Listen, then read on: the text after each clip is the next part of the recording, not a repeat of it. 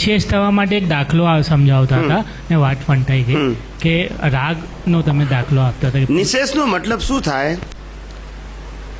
રાગ છે એ રાગનું કારણ જાણીએ અને એ અવસ્થાની અંદર જીવતો રાગ ના રહે તો નિશેષ કહેવાય.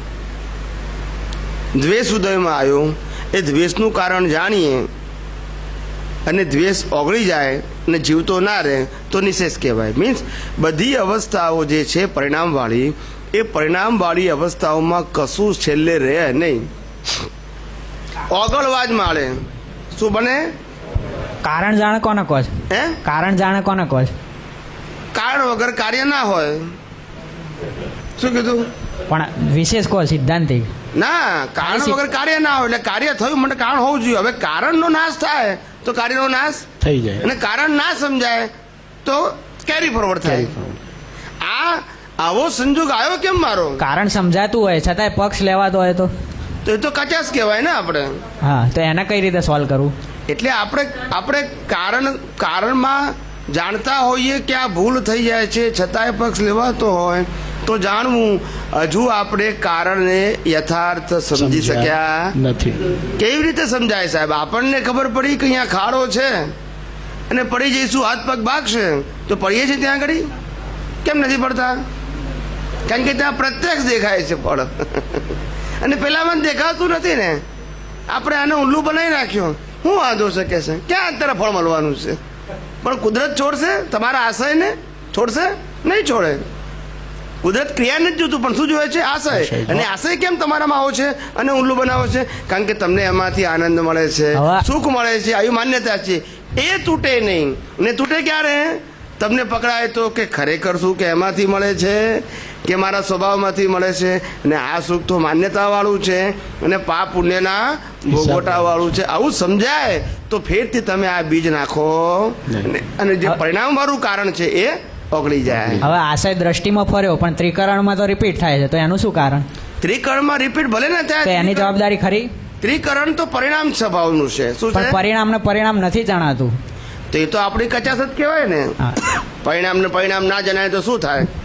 આ મન વચન કાયા બુદ્ધિ ચિત્તની અહંકારની અંદર વ્યક્ત થતી કોઈ પણ અવસ્થા, મન બુદ્ધિ ચિત્ત અહંકાર વાણી અને કાયાથી વ્યક્ત થતી જન્મથી મોત સુધીની કોઈ પણ અવસ્થા પુરુષાર્થ હોઈ શકે નહીં. પરિણામ જ છે. એમાં બે ભાગ નથી. કેટલા ભાગ નથી? બે ભાગ. એક જ ભાગ છે, પરિણામ જ છે. હવે એને નથી સમજી શકતા, એ મારી વ્યક્તિગત કચાશ છે. આમાં પણ કન્ફ્યુઝન ક્યાં થાય છે? આપણે જેમ કહીએ છીએ કે મન બુદ્ધિ ચિત્ત અહંકાર અને આ 6 નું જે પેકેજ છે એ સંપૂર્ણ પરિણામ સ્વરૂપ છે. પણ ડે ટુ ડે લાઈફ જીવન વ્યવહાર જીવનની અંદર, કારણ કે એમાં જ જ્ઞાન અને અજ્ઞાન બંને પાછું એમાં જ છે. કારણ કે એની અંદર અજ્ઞાનનો ભાગ ક્યારે ભળી ગયો એ ખબર પડતી નથી કે કેટલો ભાગ પરિણામ સ્વરૂપ છે અને કેટલો ભાગ વર્તમાનનું અજ્ઞાન પણ એમાં પ્રવર્તે છે. તો એ જ મેં પ્રશ્ન પૂછ્યો હતો કે જ્ઞાન અને અજ્ઞાન, તો શું એનો મતલબ એવો થાય કે ડિસ્ચાર્જ અંતસ્કરણની અંદર અથવા તો જે મન બુદ્ધિ ચિત્ત અહંકારમાં જે દેખાય છે એ પરિણામોની અંદર મને બિલકુલ અસર ના થાય તો જ એ અનુભવ જ્ઞાન છે? હા, ના, અસર ના થાય એવું નહીં. જેને અસર થાય છે એનાથી આપણે છૂટા રહી શકીએ. આપણે પોતે સ્વભાવથી અસરથી મુક્ત છે. આપણે એટલે એનો મતલબ એ તો કે મને અસર ના થાય. સાંભળો, આત્મામાં તો અસર થવાનો સવાલ નથી, પણ પ્રતિષ્ઠિત આત્માની અંદર યથાર્થ જ્ઞાન પ્રવર્તતું હોય તો પરિણામ વાળા ભાગની અસર એને ના થાય. હું જ્ઞાનની વાત કરું છું, આત્માની વાત નથી કરતો.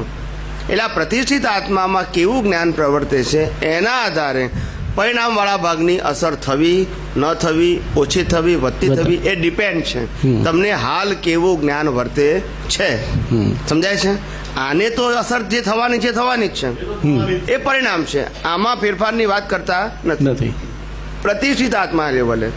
એટલે એની અંદર આપણને બધું ડિવાઈડ કરતા આવડવું જોઈએ. બધાના આધાર છે ને એ કસેટ લેવાના. કારણ કે આધારમાં આપણે છીએ. શું છે? આપણે એટલે આપણી રોંગ બિલીફ આધારરૂપ છે. બરાબર. નહીતર એનું અસ્તિત્વ રહેતું નથી. એ પોતે સ્વભાવથી એન્ડ માટે આવે છે. કોઈ પણ સંજોગ શેના માટે આવે છે? એન્ડ માટે આવે. આપણે એન્ડ લાવવાનું નથી, એન્ડ માટે જ આવે છે. પણ એનો એન્ડ આવતો કેમ નથી ખરેખર? કારણ કે આધાર કોનો છે? આપણો આધાર છે જ. રોંગ બિલીફથી, મિથ્યા જ્ઞાન, મિથ્યા દર્શનથી આપણે આધાર અપાઈ ગયો એટલે પાછું એ જીવતું થાય છે અને બીજા અવતારો પાછું કેરી ફોરવર્ડ થશે. એટલે આપણા આધાર જે મિથ્યા જ્ઞાન ને મિથ્યા દર્શનના આપણાથી અપાઈ જાય છે એને પરિણામવાળા ભાગમાં આઈડેન્ટિફાય કરતા આવડવું જોઈએ. એ જ આપણા જ્ઞાનનો આંતરિક પુરુષાર્થ છે. એટલે દાદા આના માટે એક એક્ઝામ્પલ આપે, પેલું સરવાળા બાદબાકી ગુણાકાર ભાગાકાર, કે જે ડિસ્ચાર્જ ભાગ છે એમાં સરવાળા બાદબાકી થાય છે અને જે ગુણાકાર ભાગાકાર એટલે મલ્ટિપ્લિકેશન ને ડિવિઝન છે એ અજ્ઞાન ભાગથી થાય છે, કે જે આપણું મારી વર્તમાનની દશા છે. એટલે એમાં શું કીધું? એટલે આ નિશેષ શબ્દને સરવાળા બાદબાકીને પાપ પુણ્ય કીધું. પાપ પુણ્યના કારણો એને સરવાળા અને બાદબાકી કીધું. સરવાળો એટલે પુણ્ય, બાદબાકી એટલે પાપ. એટલે સરવાળા બાદબાકી એ તમારું પરિણામ લઈને આવ્યા છો અને ગુણાકાર ને ભાગાકાર એ તમારો પુરુષાર્થ છે. એમાં બે વસ્તુ છે, જ્ઞાનનો ગુણાકાર, અજ્ઞાનનો ભાગાકાર. ના સમજાયું? બરાબર છે. આવું આપતવાળીમાં ના હોય પણ હું તમને કહું છું. બરાબર. સમજાય છે? એ તો બોલી ગયા, એ આખો જવાબ બોલી ગયા, એટલે એમાં જવાબની જે ક્લેરિટી કહેવાય ને તેની અંદર એ તો બોલી ગયા. અમે આ ગોખીને બેઠા હતા તો તમને પૂછીએ છીએ એની ક્લેરિટી માટે. એમ નહીં, એટલે હું આનાથી હું શું કહેવા માંગુ છું કે જ્ઞાની પુરુષે પોતે જે કહેવાનું હતું એ કહી દીધું એમને. એનો અનુભવ દશા તો ખૂબ ઊંચી હતી પણ સામાન્ય મહાત્માઓ સમજી શક્યા નહીં. એનું કારણ આ છે અને એમાં જ્ઞાની પુરુષ જવાબદાર નથી. તમે પૂછો જ નહીં તો બરાબર. એ શું કહે કે મેં જવાબ આપ્યો અને તમે પૂછ્યું નહીં માટે તમને સમજી ગયા છો. હું માની લઉં છું. તમે પૂછો કે સાહેબ આવું તમે બોલ્યા એનો વાંધો નથી પણ હવે તમે એના અનુરૂપ દાખલો આપો ને તમને ખ્યાલ આવે કે તમે ખરેખર આને શું ગુણાકાર, ભાગાકાર, સરવાળા બાદબાકીને શું કહેવા માંગો છો અમારી લેમેન ભાષામાં. એ કોને તો અમને સમજાય, પછી પુરુષાર્થ તમારે કરવાનો. બરાબર. પણ પેલા સમજાવવું તો જોઈએ ને, પણ સમજાય નહીં તો કેવો પુરુષાર્થ કરીએ આપણે? આપણી સમજણનો. એટલે પ્લસ અને માઇનસ એ પાપ અને પુણ્ય અને પાપ છે. પ્લસ એ પુણ્ય અને માઇનસ એ પાપ છે. બરાબર છે? આ પાપ અને પુણ્યના જે કારણો છે ગયા અવતારના એનું આ ફળ આવ્યું અત્યારે.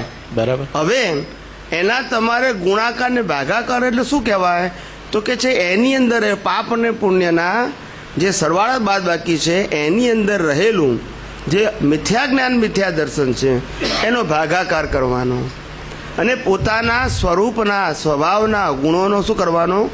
ગુણાકાર કરવાનો. હવે એક મિનિટ, તો પ્રગતિ થાય. એક મિનિટ, હવે તમે જે આ મિથ્યા